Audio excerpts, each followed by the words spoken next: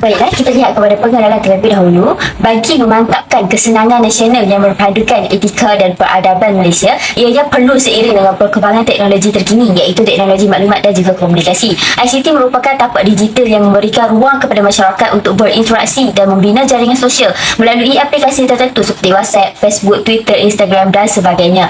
Secara fenomenologinya, ICT ini boleh menjadi alat dan sistem komunikasi yang merapatkan dan juga menjalinkan hubungan sosial. Hal ini disebabkan oleh tiada institusi sejagat yang mengawal perkembangan teknologi. Isu berleluasannya berita palsu dan ucapan kebencian melalui platform digital yang membimbangkan pihak kerajaan dan orang awam. Jadi, bagaimana kesenangan nasional dapat ditubuhkan melalui penghayatan dan etika dalam penggunaan ICT? Evolusi dan perglobalan teknologi, internet merupakan rangkaian komputer terbesar di dunia yang membenarkan maklumat secara global dapat dicapai. Di mana teknologi maklumat ni ialah perkembangan teknologi memproses data menjadi maklumat menggunakan komputer, disimpan dan boleh digunakan semula apabila diperlukan. Rangkaian atau jaringan internet inilah yang membolehkan interaksi dan perkongsian maklumat dilakukan antara penggunanya, di mana ICT di Malaysia sebagai konsep teknologi yang berkaitan dengan maklumat dan berkomunikasi mula diperkenalkan seiring dengan perkembangannya di peringkat global. Teknologi ini berevolusi dalam pelbagai bidang yang berkaitan dengan kehidupan masyarakat sejak kewujudan manusia lagi. Seterusnya, evolusi dan teknologi ICT di Malaysia. Perancangan perkembangan teknologi di Malaysia sudah dijangka pada zaman Tun Abdul Razak sebagai Perdana Menteri, di mana ia dibuktikan pada kandungan bahagian pertama rukun negara yang dilancarkan pada Hari Kemerdekaan pada tahun 1970 yang ke-13. Penggunaan teknologi direkod dan dimasukkan dalam objektif kelima dalam rukun negara, iaitu membina sebuah masyarakat progresif yang akan menggunakan sains dan teknologi moden. Kepimpinan negara mementingkan kemahiran teknologi maklumat dan komunikasi sebagai platform dalam mewujudkan masyarakat berasaskan pengetahuan, di mana kini masyarakat merasakan teknologi ini sebagai aksesori penting dalam kehidupan manusia, di mana internet ni akses internet menjadi keperluan asas selain makanan, tempat tinggal dan juga pakaian. Seterusnya kita masuk kepada konsep hubungan manusia dan teknologi. Jadi apakah maksud teknologi itu?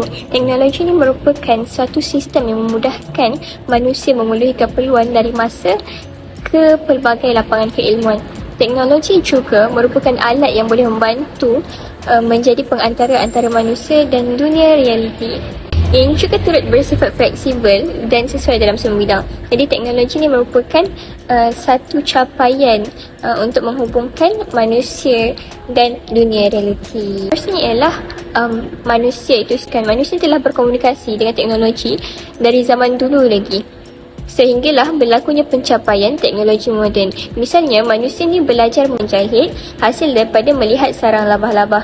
Kegagalan manusia dalam menguruskan teknologi akan menyebabkan kemerosotan sama manusia. Kehadiran teknologi moden ini yang ada pada hari ini memudahkan lagi urusan harian.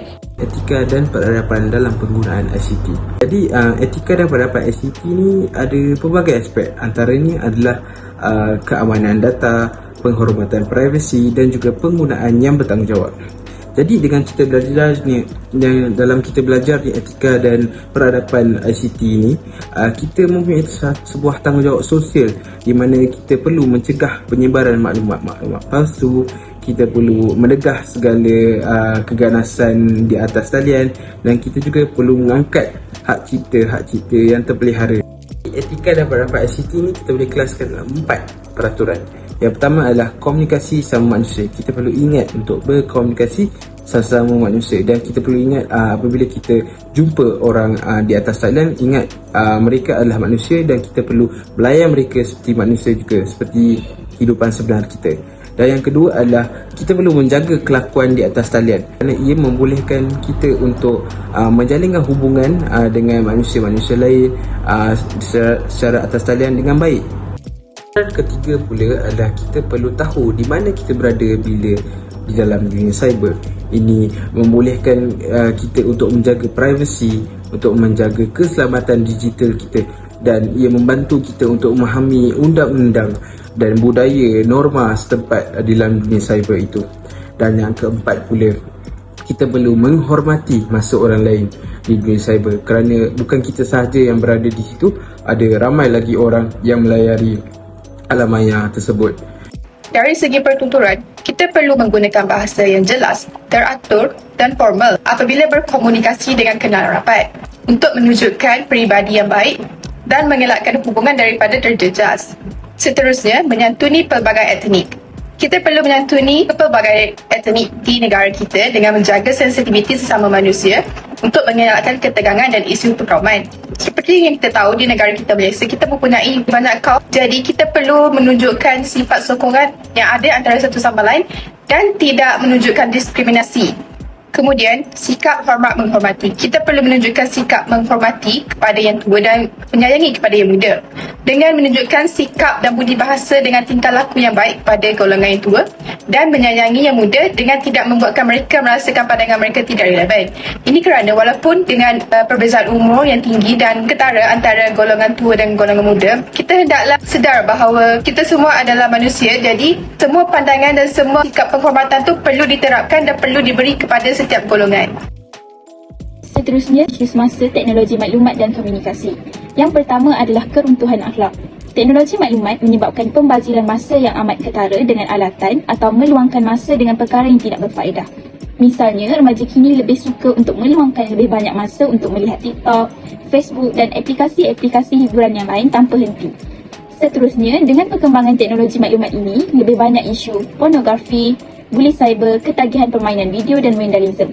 Ia menyebabkan remaja lebih malas dan tidak berminat untuk bersosial dan melakukan aktiviti fizikal.